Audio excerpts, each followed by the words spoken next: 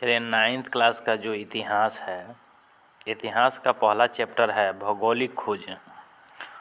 भौगोलिक खोजे का पहला जो चैप्टर है आप लोगों का, उसमें का जो ऑब्जेक्टिव क्वेश्चन है दिया गया है आप लोगों का, जो एनसीईआरटी का बुक है उसका जो क्वेश्चन आंसर है उसको देखा जाए तो नीचे लिखा है क्वेश्चन बाबू, कह रहा है कि नीचे दिए गए प्रश्न में 4 संकेत चिन्ह हैं जिनमें एक सही या सबसे उपयुक्त है।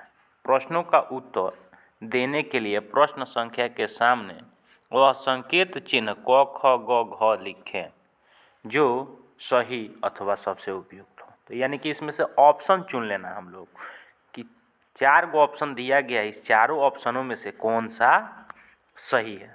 चलिए, क्वेश्चन है आप लोगों का पहला वस्तुनिष्ठ प्रश्न है, वास्को डी गामा कहाँ का यात्री था। पहला क्वेश्चन है, वास्को डी गामा कहाँ का यात्री था। तो वास्को डी गामा हम लोग जानते हैं कि ये पुर्तगाल का यात्री था। कहाँ का यात्री था? तो ये पुर्तगाल का यात्री था। ठीक है। अब उसके बाद जानते हैं कि क्वेश्चन अगला है, यूरोप वासियों ने दिशा सूचक यंत्र का प्रयोग किनसे सीखा।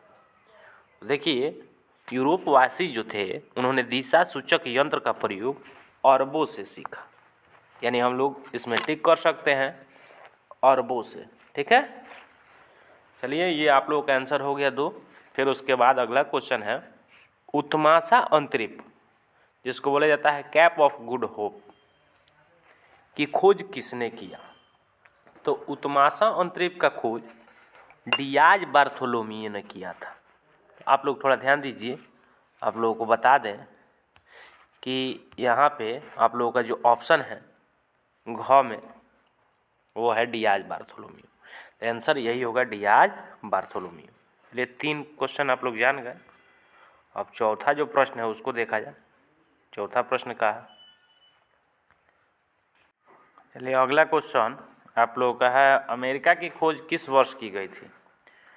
तो अमेरिका का खोज 1492 ईस्वी में किया गया था। ये भी इसका खोज क्रिस्टोफर कोलंबस नामक व्यक्ति ने किया था।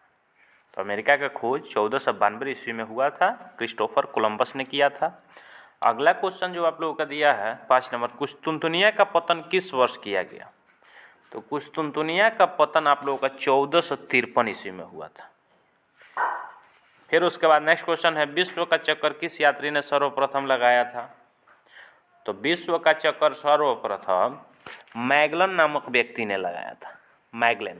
देखिए, आप लोगों को ऑप्शन क दिया है तो ये सही होगा। आई थिंक आप लोग यहाँ तक समझ गए होंगे। चलिए, आप लोगों का अब नेक्स्ट क्वेश्चन जो है दिया है, नीचे दिए गए कथनों में जो सही हो उसके सामने सही का निशान और जो गलत हो उसके सामने गलत का निशान का चिन्ह लगाना है। ठीक है। तो आप लोगों का पहला जो बात दिया है कि भारत के मूल निवासियों को रेड इंडियंस कहा जाता है। ये कह रहा है, ये जो कथन दिया है हम लोग को, भारत के निवासियों को रेड इंडियन कहा जाता है, तो ये गलत बात है, ये गलत है। क्यों? क्योंकि भारत के लोग जो हैं उन लोगों को रेड इंडियन नहीं कहा जाता है, बल्कि यूरोप के जो मूल निवासी होते हैं उन लोगों को रेड इंडियन कहा जाता है। ठीक है। तो आप लोग समझ गए कि भारत के मूल निवासियों को रेड इंडियन न कह करके कहाँ का लोगों को कहा जाता है, यानी कि यूरोप के मूल निवासियों को रेड इंडियन कहा जाता है। तो ये गलत हो गया। फिर उसके बाद अगला क्वेश्चन है आप लोगों का, उत्माशा अंतरिप की खोज ने भारत तक पहुँचने का मार्ग प्रशस्त किया। तो ये आप लोगों का जो बात है ये सही है, क्योंकि यहाँ पे सही का चिन्ह लगा देंगे तो यानी कि उत्माशा अंतरिप का खोज हुआ ना, तभी जा कर के भारत तक रास्ता मतलब तैयार हो गया पहुँचने का। फिर उसके बाद अगला क्वेश्चन है, जो कथन दिया है 3 नंबर में, भारत अटलांटिक महासागर के पूर्व तट पर स्थित है। तो आप लोगों का ये जो कथन है ये गलत है, ये गलत है तीसरा। क्यों? क्योंकि अमेरिका अटलांटिक महासागर के पूर्व तट पर स्थित है। भारत अटलांटिक महासागर के पूर्व तट पर स्थित नहीं है, बल्कि अमेरिका अटलांटिक महासागर के पूर्वोत्तर पर स्थित है। चलिए चौथा कथन देखा जाए। चौथा कथन है मार्को पोलो ने भारत की खोज किया। तो ये गलत बात है। ये भी जो बात दिया गया है ये भी कथन का है, गलत है। क्योंकि सही ये बात होगा कि वास्को डी गामा ने भारत का खोज किया था। वास्को डी गामा ने किसका खोज किया? भारत का खोज किया था। ये लोग आप लोग बात जानते हैं। फिर अगला जो 5 नंबर कथन दिया है वो कह रहा है जेरूसलम वर्तमान इजराइल में है। 5 नंबर जो है ये कह रहा है जेरूसलम वर्तमान में इजराइल में है। तो ये बात सही है क्योंकि जेरूसलम वर्तमान समय में अभी इजराइल में है। अगला 6 नंबर कथन दिया है लिस्बन दास व्यापार का बहुत बड़ा केंद्र था। तो ये भी बात सही है कि लिस्बन दास व्यापार का सबसे बड़ा केंद्र था। तो यानी सही होगा। फिर उसके बाद आप लोगों का है 7वां कथन अमेरिगू ने नई दुनिया को विस्तार से खोजा। तो बात ये भी सही है कि अमेरिगू ने नई दुनिया को विस्तार से खोजा। चलिए नेक्स्ट देखा जाए। नेक्स्ट क्वेश्चन है एक वाक्य में निम्नलिखित प्रश्नों के उत्तर दें। तो आप लोगों का जो इसमें पहला क्वेश्चन दिया गया है, इसमें आप लोगों का ये पहला क्वेश्चन जो है आप लोगों का इसका भारत आने में किस भारतीय व्यापारी ने वास्को डी गामा की मदद की? तो देखिए इसका आंसर आप लोग लिख सकते हैं कि भारत आने में भारतीय व्यापारी थे एक अब्दुल मजीद। उन्होंने वास्को डी गामा की मदद की। तो पहला का आंसर क्या होगा?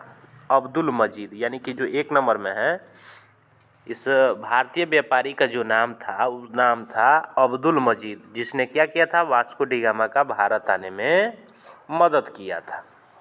फिर अगला क्वेश्चन है न्यू फाउंडलैंड का पता किसने लगाया? तो इसका आंसर होगा, देखिए आप लोगों को बता दें, न्यू फाउंडलैंड का पता सर जॉन, न्यू फाउंडलैंड का पता सर जॉन और सेबास्टिन कैबोट 2 आदमी थे। यानी आप लोग ध्यान से सुन लीजिए, सर जॉन एक थे सर जॉन और दूसरे थे सेबास्टिन कैबोट। आप लोग लिख सकते हैं। यानी पहला का होगा सर जॉन पहले और फिर उसके बाद उसी में लिखना है सेबास्टिन कैबोट, जिन्होंने न्यू फाउंडलैंड का क्या किया था? पता लगाया था। चलिए अगला क्वेश्चन देखा जाए। नेक्स्ट क्वेश्चन जो है आप लोगों का उसी से रिलेटेड है। नेक्स्ट क्वेश्चन है यूरोपियों द्वारा निर्मित तेज चलने वाले जहाज को क्या कहा जाता है? तो आप लोगों को बता दें कि यूरोपियों द्वारा निर्मित तेज चलने वाला जहाज जो था उसको कैरावल कहा जाता है। ये यानी कि जो बहुत ज़्यादा तेज चलता था उस टाइम, ये जहाज जो था, इस जहाज का नाम यूरोप वासियों द्वारा जो निर्मित किया गया था उसका नाम कैरावल था। कैरावल, ठीक है, आप लोग लिख सकते हैं वल, ठीक है। आई थिंक यहाँ पे थोड़ा कुछ ही हो जा रहा है, मिस्टेक हो जा रहा है लिखने में, तो आप लोग लिख सकते हैं कैरावल, ठीक है। अगला क्वेश्चन देखा जाए। नेक्स्ट क्वेश्चन है दक्षिण अफ्रीका का दक्षिणतम बिंदु कौन सा स्थल है? तो आप लोगों को बता दें दक्षिण अफ्रीका का दक्षिणतम बिंदु उत्मासा अंतरीप है। तो ये आप लोगों का जो चौथा क्वेश्चन है दक्षिण अफ्रीका का दक्षिणतम बिंदु, तो दक्षिण अफ्रीका का दक्षिणतम बिंदु जो होगा इसका आंसर आप लोग लिख सकते हैं दक्षिण अफ्रीका का दक्षिणतम बिंदु उत्मासा अंतरीप। तो यानी कि इसका आंसर आप लोग लिखिएगा उत्मासा अंतरीप लिखिएगा। फिर उसके बाद नेक्स्ट क्वेश्चन है 5 नंबर 11वीं 12वीं शताब्दी में ईसाई एवं मुसलमानों, जो ईसाई थे और मुसलमान थे, उनके बीच धर्म युद्ध क्यों हुआ था? तो आप लोगों को बता दें कि 11वीं 12वीं शताब्दी में जेरूसलम पर अधिकार करने के लिए ईसाई लोगों में और मुसलमानों के बीच युद्ध हुआ था। तो ये जेरूसलम पर अधिकार करने के लिए ही हुआ था। जेरूसलम पर, एक जेरूसलम जगह है, उस जगह पर ये दोनों अधिकार करना चाहते थे। इसलिए इन दोनों के बीच जो वहाँ के ईसाई थे और मुसलमान थे, उन लोगों के बीच युद्ध हो गया था, धर्म युद्ध हो गया था। तो आई थिंक आप लोग ये समझ गए हैं 5 नंबर कि 11वीं-12वीं शताब्दी में ईसाई एवं मुसलमानों के बीच धर्म युद्ध क्यों हुआ था। तो इसका आंसर दीजिएगा लोग कि 11वीं-12वीं शताब्दी में जेरूसलम पर अधिकार करने के लिए ईसाई और मुसलमानों के बीच धर्म युद्ध हुआ था। तो किसके किसके बीच हुआ था? ईसाई और मुसलमानों के बीच क्या हुआ था? तो धर्म युद्ध हुआ था। किस जगह पर अधिकार करने के लिए? तो जेरूसलम पर। फिर चलिए नेक्स्ट क्वेश्चन देखते हैं। नेक्स्ट क्वेश्चन है 1453 में कुस्तुनतुनिया पर किसने आधिपत्य जमाया? तो ये आप लोगों का बता दें कि 1453 में कुस्तुनतुनिया पर तुर्की एक देश था, उसी ने आधिपत्य जमा लिया। तो इसका आंसर होगा तुर्की। तो आप लोग लिख सकते हैं तुर्की, ठीक है, आसानी से आप लोग लिख सकते हैं इसको, ठीक है। तो तुर्की ने क्या किया था? आधिपत्य जमाया था।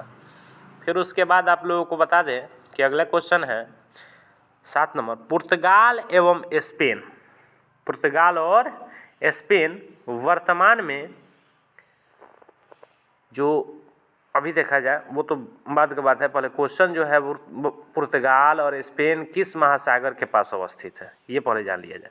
तो पुर्तगाल जो है और स्पेन, ये दोनों अटलांटिक और भूमध्य सागर के पास अवस्थित है। अटलांटिक महासागर, आप लोग कह दीजिएगा पुर्तगाल अटलांटिक महासागर के पास है।